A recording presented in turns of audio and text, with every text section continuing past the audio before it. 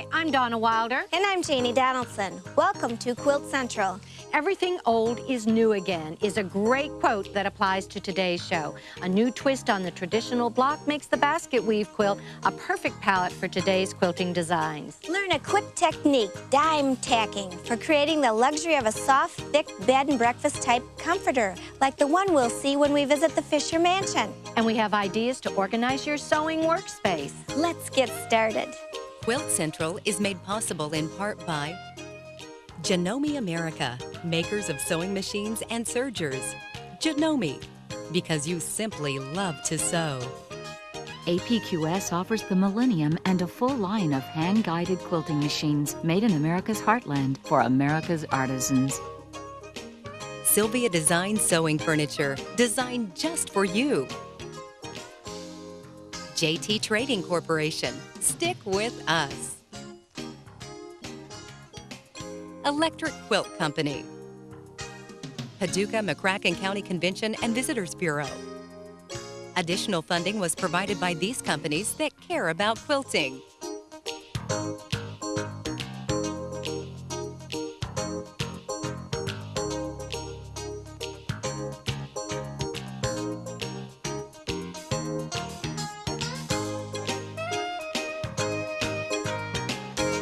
Welcome to Quilt Central, celebrating quilting in everyday living, with your hosts, Jane Donaldson and Donna Wilder.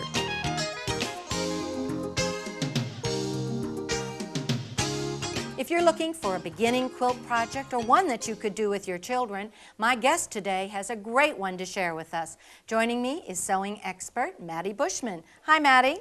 Hi, Donna. Nice to see you today. I know you brought a project that's lots of fun to do, and why don't you tell us about it? I will. This is a project called Basket Weave Quilting. It is so much fun, and it's made of tubes. It looks like squares sewn together, but it's not. No, it isn't. But let me first show you the most fun part about this quilt, and that's deciding on the colors to use. If we look at this diagram, I started out by using 1-inch strips. Okay. And they're 5 by 7. Okay, and then you can rearrange them so that they will be in an order that you find has the most eye appeal. Great. So you pick your fabrics and then just cut little strips and put it together as though it's the mini version of the larger piece. Exactly right. Good. Now we're going to do a different combination though for the one today. That's exactly right. This one is the one that is shown on the wall. But this is a miniature that we're going to do because it's a lot easier for television purposes to do one that's smaller so that we can get into more of the detail. And it would make a great little baby quilt for their little cribs in that, so for children to use for their dolls. You're absolutely right. That's a good idea. Yeah. So we're just going to flip this over, and you'll see now the colors that I've decided to use for this quilt. Great. Now what you need to do is, like I said, you've already decided on your colors, and we've arranged them. I've spent a lot of time putting this one here and this one there, just getting the right way. Exactly.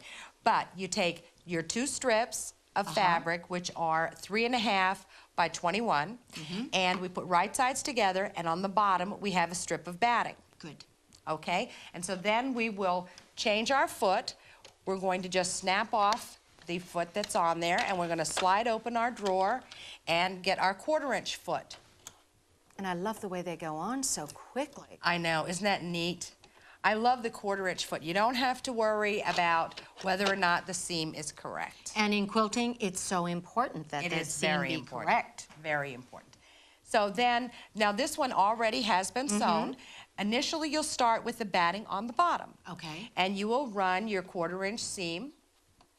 And we're going to lower the presser foot and go ahead. Now, we do want to make sure that when we stop, whenever we have to stop, that we stop with the needle in the down position. Okay. Because we don't want to lose the stitch line or to have it move in any way. And what size stitch are you using on this? Well, normally, thank you for asking that. Normally we use 1.5 when we're quilting, but when I'm going to use a high loft batting, a lot of times I will do 2.0 or higher. Okay.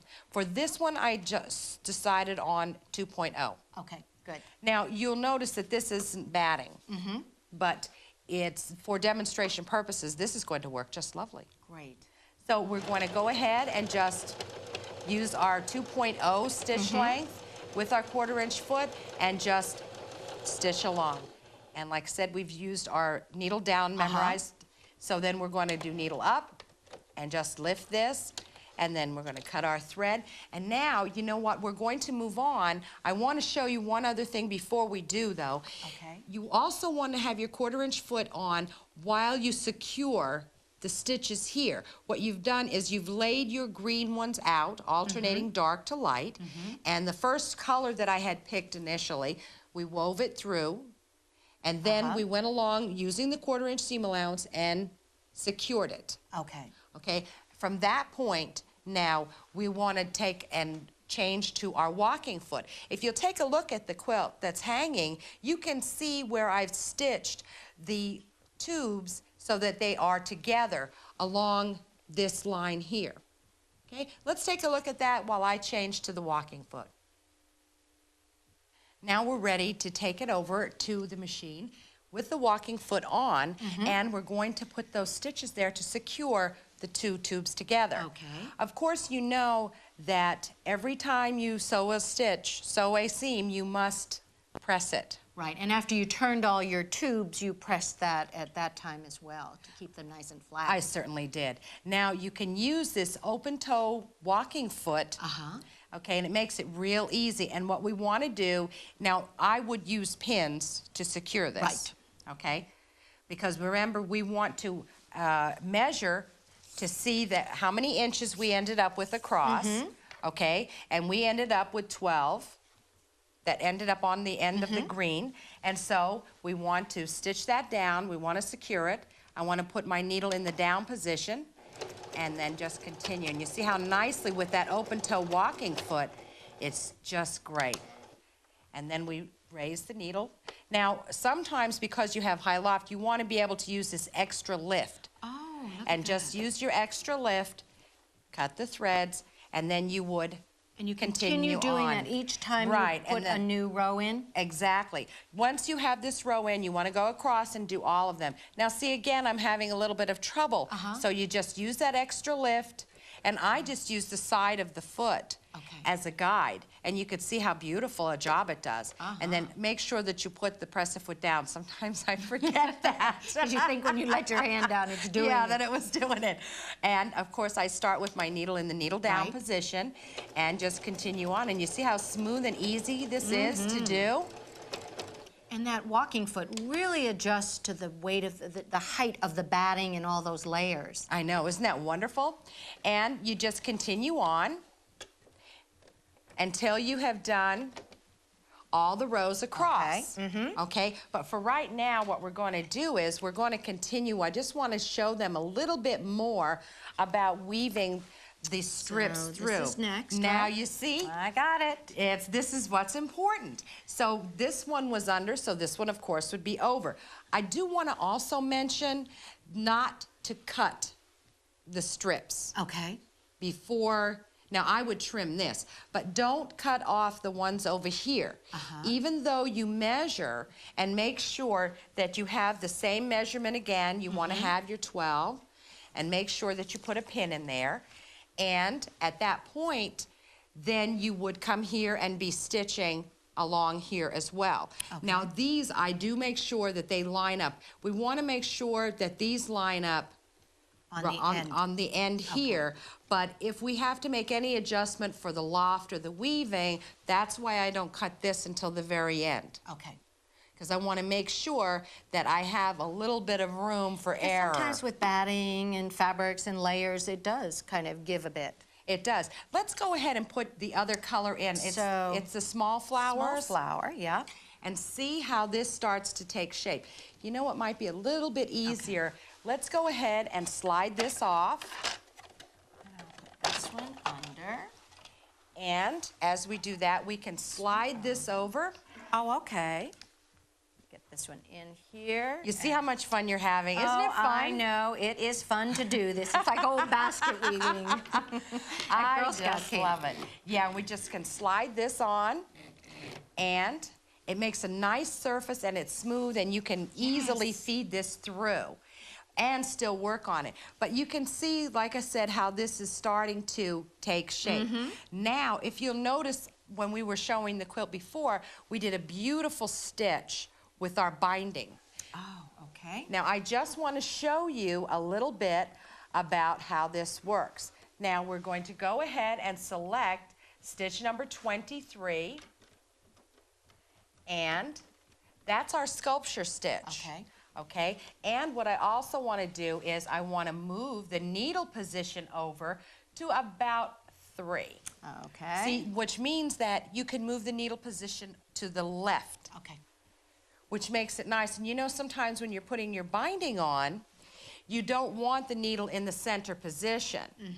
Now, this, on the quilt that's hanging, I used a variegated 100% cotton thread, which gave a beautiful stitch. Now, right now I have the white in here. Again, you see how difficult that is sometimes? Yep. And what can we Push do? that up We and- just give that extra lift.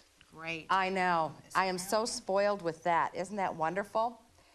And I can maneuver, and then I just put my foot down, and you can start to see how you wrap this around. And again, I would probably secure this with some pins. Right. Now, we're starting to lose our strips, but that's okay, because for right now, what we're trying to show them is how beautiful this stitch is. Well, Put let's the get press that of it down. going and see how that looks. You see how nice? Oh, I love this open toe walking foot, because, you know, I can see exactly what's going on.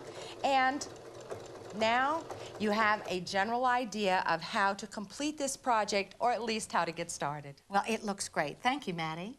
Thank you, Donna. We have had so many requests for long arm teaching on Quilt Central that we've decided that for Series 300, we would bring in 12 celebrity long arm teachers and show you all their techniques and the best of the best. And today, I'm going to start out by showing you something that we haven't seen for quite a while. The English comforter is coming back. That's the big, deep comforters that used to be filled with feathers and tied in little spots.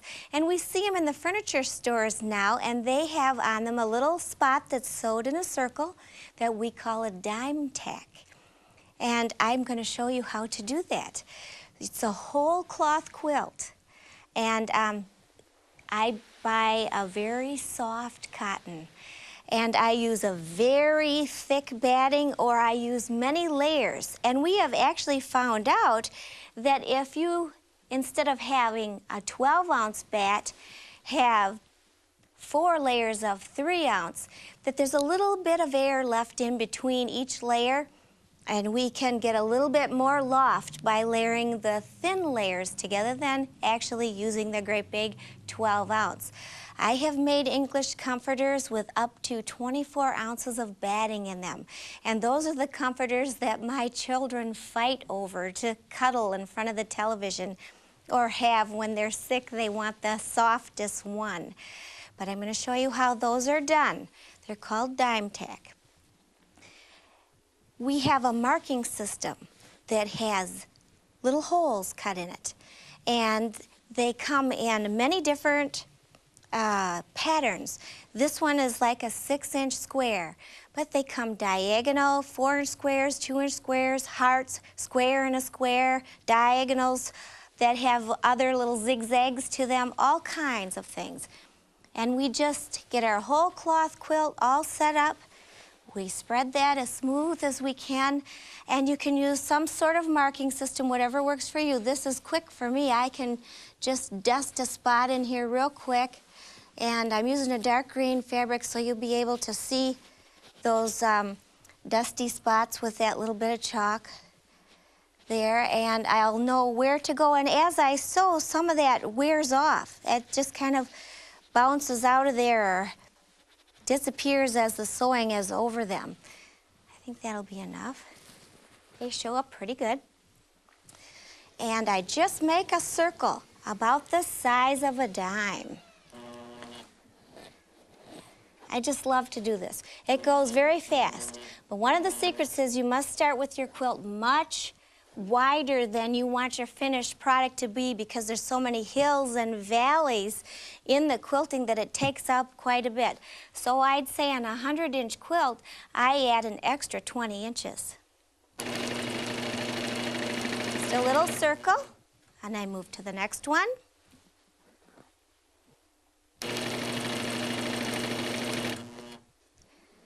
And I'll clip all my threads later.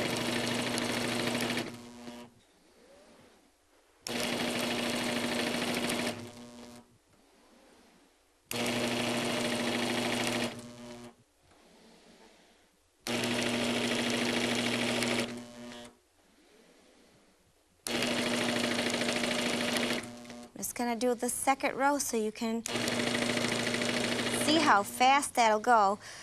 You can do a queen-size quilt in about an hour and a half.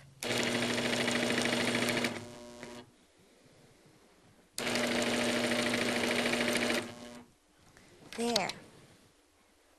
Just going to show you that. And then I just go back and I can clip my threads. And the other neat thing you can do about this is if you want to add color, this is a green piece of fabric, but if I wanted to make it a little Christmassy, I could take a red yarn and tie through it, or I could take some ribbons or any sort of yarn, and I can sew right through those thicknesses now because I've quilted them really down flat a long way. And but if you like to do things a little speedier than that, as long as you have your machine out, if you take a ribbon and you want to add it in there, you can just put it under the foot, tack it back and forth a couple times, and then this ribbon, we'll just tie it, put a bow in it, clip off the tails, and we've added a little more embellishment to that dime tack comforter. So if you love the comfort and the thickness of these old-fashioned English comforters, give this a try, because it's one of the easiest, quickest methods that I know to get a quilt done. I'm going to tell you just a little story about this quilt, that my kids always fight over a green plaid one I have. But I had it in the car, and we had a windstorm come up, and they were fighting over it. And they covered themselves with it in the middle of the quarrel, and a tree blew down and smashed the windshield, and all the glass shattered to the back of the truck. But because they were under the quilt, they were saved from it, and they didn't have a scratch on them. So it's kind of like they were saved by this big, thick English comforter, and I'll always thank the Lord for that. So now you know, and you can try this and have a little more comfort in your life too. When I was 11, I saw Gone with the Wind. That was it. I knew I was either born at the wrong time or I was going to have to recreate that period. A beautiful turn-of-the-century Victorian-style home, the Fischer Mansion in Paducah, Kentucky, was refurbished by Pat and Richard Mathis, who have turned it into a lovely bed and breakfast. Well, in the early 90s, we started looking for a historic house to do a bed and breakfast out of. Pat's always had a dream to live in an old house and to do entertaining, so the bed and breakfast was a natural thing to do. We looked all over the southeast and really hadn't considered Kentucky. We were really looking at Nashville and places like that, bigger markets. Well, the previous owner had bought it in '83 and for a few years had done a substantial amount of work on it, but had quit working on it probably around 1990, so it had fallen back into some disrepair. Had needed to be finished, the restoration, and just some things redone. The house had no air conditioning. One of the first things that we did was seek heat and air guys. So this was a long, hot project. We had a crew of between 30 and 40 workers here for 6.5 to 7 months, besides around a dozen family members who worked after hours and weekends. We had a lot of work to do. We had a lot of cleanup work to do. The house was already decorated. It was done at the turn of the century. You know, we come in and add a little of our own taste, but basically the house was, it's decored all on its own with the beautiful woodwork and the chandeliers and the stained glass. So we just add a little bit of what I call us to the house. Then when we started doing the guest rooms, we have 4 guest rooms totally. And then I started doing those. I did one at a time, and I started going with the theme of the room. Basically, we would work with the tile work around the fireplace is where the color schemes would come from when we did the guest rooms. And I worked with local people here with paint and wallpaper as far as finding the reproductions of papers that was used during the period that this house was built. As far as the antiques we purchased, I do have some from the family. I have a spinning wheel that will soon be an antique. It's about 40 years old, but my granddaddy made it, which is a replica of one in the family. When guests are here, they do use these front 3 rooms as well as their rooms. They relax down here. They have refreshments down here. They look at books and magazines. Most of the guests are interested in Paducah and the history of Paducah. We have a lot of material on that. We do serve breakfast in the dining room. According to statistics, there's only 1% of the population that go to bed and breakfast. And I think it's the best 1%. The most fun about the bed and breakfast is the people that you meet. The Mathises, sharing their dream home in this wonderful turn-of-the-century mansion bed and breakfast in Paducah, Kentucky. One of the questions that Janie and I are often asked is, how do we set up our work areas? And I thought, since we're here at Quilt Central, it would be fun if we had Janie tell us a little bit about her work area and her classrooms. Janie, tell us what you do. How do you work? What do you like? Well, I like to work with large workspaces, and I like to be organized. So I have as many cabinets built in as I can get to create a place to put all the odds and ends and have them at my fingertips when I need them. That's great. This is a fabulous little thing because a lot of people don't have a lot of space, and this one is compact, but it opens to be a very large area. Let me show you how this is. Out. It opens and opens and opens. Which is fun to see where it And all the machine comes. heads right in it. Which is nice, and it has 2 levels there. Yes. And then this one we bring up, and that has a leg that comes out. And I'll move this one. This is wonderful. It's a great area for drafting, or I saw you working on something earlier. I've been working on something. I have a little bit of a drafting tool that I've been trying to devise some borders and things for a quilt, Maddie's quilt. And I have some different designs that can come from the same ruler, and I've just been playing with the different ends here so I could see what I might come up with to fit in the space. And it's just moving it in different ways. Yeah, same ruler. That's great. fun. So I've been using that top for this instead of sewing. Creating and drafting different designs to use. Yeah. Now this is perfect for you in your area to cut, to do everything. But when you have the classes, and you have an area that's just delightful for all of them. Yes, we have up to 10 workstations, and they all fold out. And so they can draft their quilting patterns, or they can bring their own sewing machines or whatever, but they have lots and lots of room to work in. And one of the things that I envy so much is that large cabinet area that you have there in the back, where you can display things and have storage space. Yes, if anybody forgot anything, I probably have it. I think you do, and you've got threads and irons and ironing boards and machines and sergers. Everything is right there at the fingertip. But the one thing I find missing is the long arm quilting machine. Yes, but we have a second location, and we have all the long arms there. So once they get their piece drafted here, they can go down there and actually get hands-on training. Oh, that's great. And the nice thing is, because so often there's only one machine, and this way a lot of people can have their own machine. Everyone. That's great.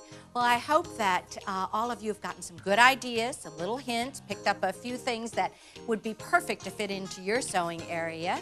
And Jane, thank you for sharing that with us. Yes, and next time we will have Kathy Franks, a celebrity long arm teacher, showing you some of her wonderful thread art pieces. Quilt around the clock. Visit the Quilt Central website at www.quiltcentraltv.com for more information on this program.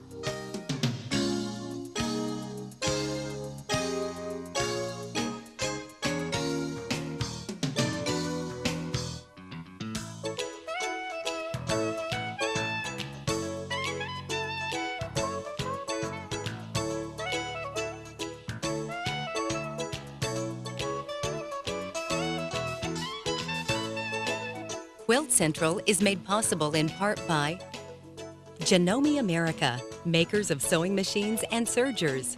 Janome, because you simply love to sew. APQS offers the Millennium and a full line of hand-guided quilting machines made in America's heartland for America's artisans. Sylvia Designs Sewing Furniture, designed just for you. JT Trading Corporation, stick with us. Electric Quilt Company. Paducah, McCracken County Convention and Visitors Bureau.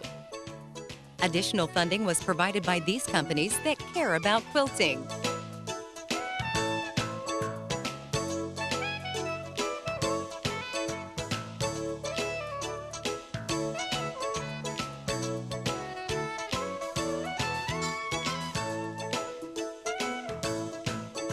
Celebrate quilting in your everyday living. To purchase videotapes of this or any episode of Quilt Central, you may call toll-free at 1-866-PADUCAH.